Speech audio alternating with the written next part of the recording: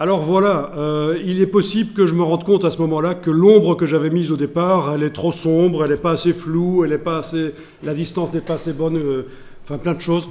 Donc voilà comment on va procéder. Je vais aller modifier une des ombres pour qu'elle soit comme je veux. Je clique par exemple sur l'arrosoir ici et je vois que c'est ce groupe-là. Double-cliquer sur le mot ombre portée. Je vais changer donc les paramètres ici. Attendez un peu, non, accentuation, j'ai pas double-cliqué au bon endroit. Donc c'était ici, ombre portée, j'ai dit que j'allais modifier, voilà, ombre portée. Ok, je vais modifier les paramètres, l'opacité, je vais zoomer un peu là-dessus pour qu'on voit bien, l'opacité, bien, je vais la mettre moins fort. La taille, le flou, je vais mettre un peu comme ça, voilà, je règle la distance, peut-être l'angle aussi, ça le modifie surtout, ça c'est normal. Hein.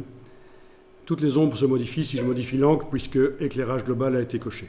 Mais en tout cas, la distance, la taille, l'opacité, ça n'agit que sur l'arrosoir sur lequel je suis en train de travailler. J'ai donc double-cliqué sur son ombre portée pour aller la modifier.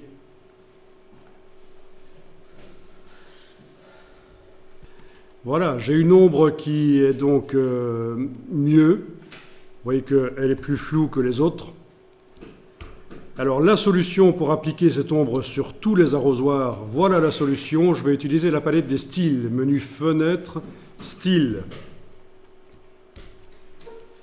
Et en ayant cet arrosoir activé, cet objet dynamique, avec cette bonne ombre portée, je vais juste cliquer sur le bloc de feuilles ici pour ajouter un style que je peux renommer ou pas.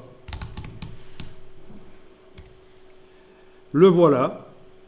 Et ce style, je vais pouvoir l'appliquer sur tous les arrosoirs. Je vais maintenant activer tous les arrosoirs en faisant clic, comme dans une liste de fichiers, ça devrait marcher. Clic, majuscule, clic. Vous voyez, dans la palette des calques, j'ai cliqué sur le groupe du dessus, clic. Sur le groupe du dessous avec la touche majuscule. Tous les groupes sont activés. Voyons un peu si ça marche, si j'applique l'ombre.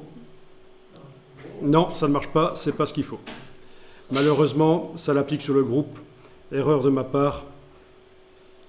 C'est pas grave, hein. Photoshop c'est intuitif, on essaye un truc, ça marche pas. Donc je vais devoir, en fait... Oui, vu qu'il y a les groupes, je vais quand même devoir avoir un petit boulot dans ce cas-ci. Je vais devoir activer les arrosoirs un par un et appliquer l'ombre portée. Voilà. Désolé, c'est un peu plus de boulot que prévu à cause des groupes.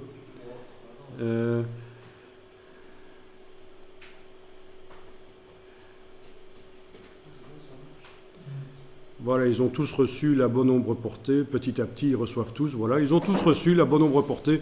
Donc, il est techniquement possible de modifier le style de l'ombre par la suite. La palette des styles permet d'appliquer rapidement un preset. J'enregistre ça et ce que je vous demande de faire pour la suite, par vous-même, c'est de faire un motif avec les arrosoirs. Quand vous avez votre accumulation d'arrosoirs, vous enregistrez une version spéciale de l'image que vous allez aplatir, menu calque, aplatir. Vous faites menu filtre, divers, translation, vous arrivez à déplacer les bords de l'image vers le milieu. Et en allant chercher la version précédente de l'image dans laquelle les groupes se trouvent encore, vous les déplacez les groupes pour aller remplir les parties blanches pour constituer votre motif, un peu comme on avait fait avec les boules tout à l'heure. Et vous aurez un motif au raccord avec plein d'arrosoirs. C'est assez génial parce que pour illustrer des affiches, par exemple, des affiches, quand vous êtes un peu à court d'inspiration, vous pouvez, grâce à ça, faire des affiches où le sujet, c'est le motif de fond, par exemple. Et ce n'est pas obligatoire qu'il soit sur toute l'affiche. Hein, mais enfin, ça peut compenser un manque d'idées.